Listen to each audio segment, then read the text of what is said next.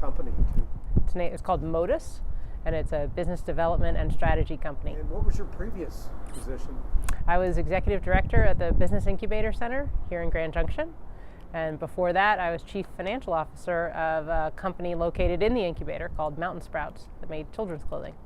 How would I define a crisis? And then how would we deal, what would an example of a crisis be, and how would you deal with it? Right. So a crisis, I was thinking about this coming into this. A crisis could be defined in a lot of different ways. A crisis could be a key employee getting, for example, I had an employee get sick with cancer.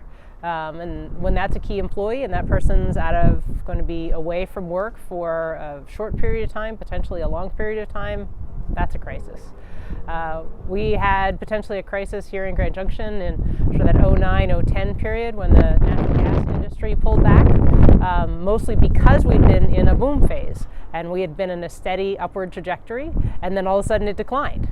And businesses were stressed for cash because of the growth takes cash, and then once the decline came, they were really shy of cash because they didn't have the business and they didn't have any cash on hand, and then the banking crisis added complexity as they couldn't get loans, and that created a crisis. Now that's something that happened overnight. That took a year and a half to evolve, but that was a crisis. So there's lots of different ways. There's lots of ways a crisis can happen. I think that in terms of communication, from an entrepreneurial standpoint, crisis creates opportunities.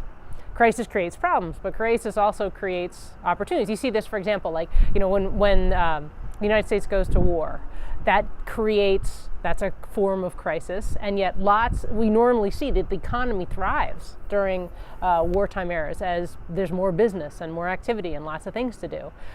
So a business that can really step back from the panic and the fear of change and think about, okay, well, what's available to me, what's helpful to me, what's useful to me, what do people need right now? And then create that as their communication message, whether that's through rebranding or through directly how they communicate with their customers, but making sure that they're there to take advantage of any opportunities they can identify during that period of change.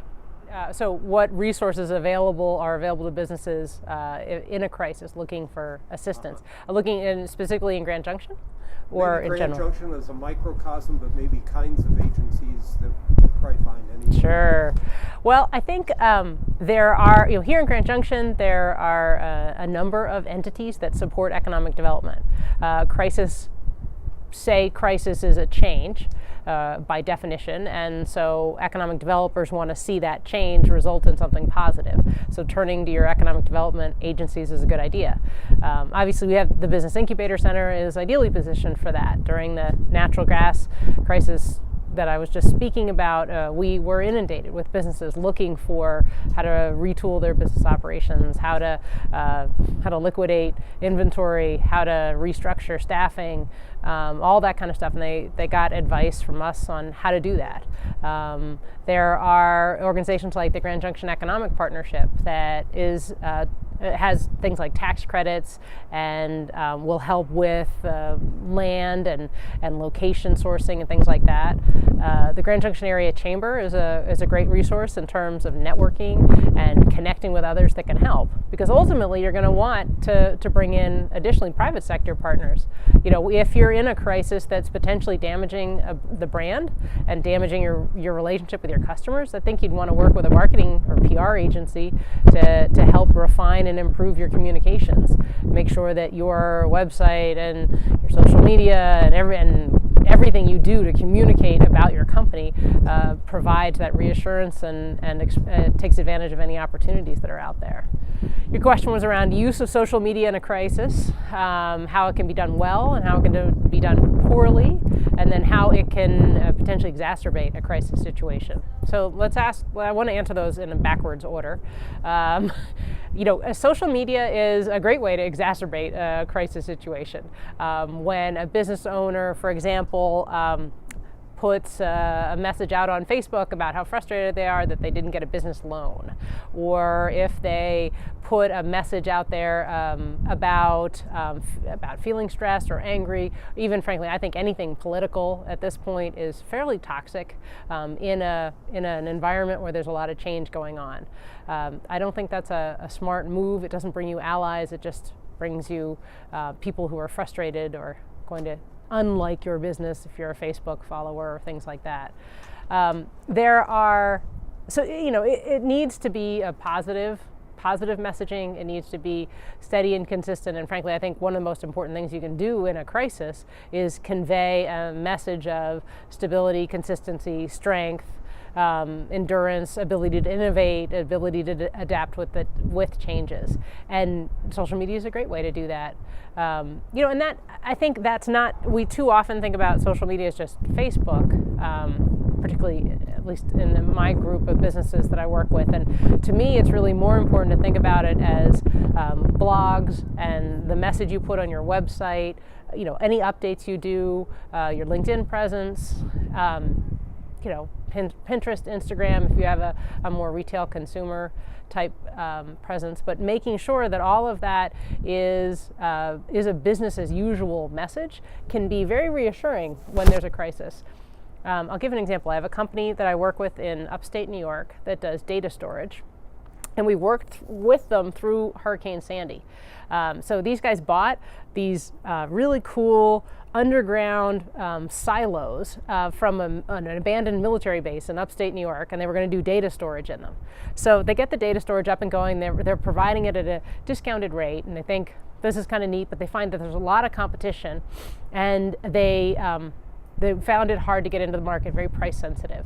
Well, Hurricane Sandy happened, and lots of businesses in that area lost power, they lost data, they lost customers because they were out of business for 3 to 10 days, depending on what the infrastructure was there. Well, those bunkers had power and infrastructure the whole time, and they've been out there on social media, mostly LinkedIn, communicating a message of, hey, we're in your neighborhood, but we're safe and we're secure and we're known, and you can come actually see our facility, and we're not some strange virtual resource that's sort of untouchable and ununderstandable. We're bunkers underground in your neighborhood or within your state, and only a few hours away from your office, and you want to come see where your data is and how well backed up it is, come have a tour of the bunkers. So then able to change their positioning from kind of, hey, we've got to get in there at a low cost in order to gain customers, to be able to come in at a premium because they offer something nobody else has. Is crisis planning important or not in your business, and can you give an example? I'm gonna dance around that question a little bit. I think it's hard to plan for crisis because you never know what the crisis is going to be. Crises can come in many different forms, and you can't plan for all of them. And sometimes I think businesses get too worried about preparing, being ready for the future, when frankly, what you really need to be is prepared to react to whatever happens. So not necessarily thinking through, okay, well, we might have a hurricane, or we might have an earthquake, or we might lose key staff, or we might have a change in the economy. So these are all our plans. Instead, what I like to suggest to businesses is that lots of change happens all the time, and that you need to build a business that's adaptable and flexible and ready for that. To me, that means being willing to innovate. So like we talked originally about crisis meaning potential for opportunity and potential to take advantage of that. Well, if you've built a business that is able to retool and regear and develop new products or develop new services quickly, then you have a good connection to the customer, so you know what's going on out there in the market, then you're well set up for whatever crisis comes your way. Well, I'll talk a little bit about Mountain Sprouts. We made children's clothing for the outdoor industry.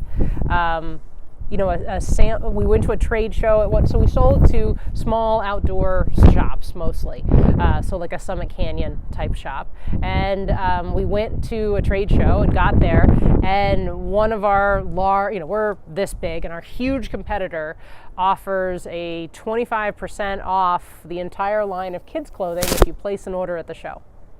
Which is impossible for us to do without sustaining heavy losses. I mean, that's just a wholesale minus 25% is giving away your product.